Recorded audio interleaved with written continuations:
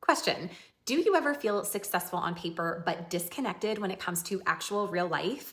It's kind of like from the outside, everything can look solid. You're doing what you said you were going to do. You're disciplined, capable, responsible, and for the most part, you might actually love what it is that you're doing. And yet, you know there's this quiet sense that you're not fully inside of your own life anymore. And it's hard to recognize sometimes because it's so subtle as it's coming from a yearning for more or for something different and not from obvious pain, which is often the thing that spurs people to change. And I can tell you, I lived in that space for a long time without really having language for it. I just assumed that this was the trade-off, that success required all of me without a lot of room or capacity for much else.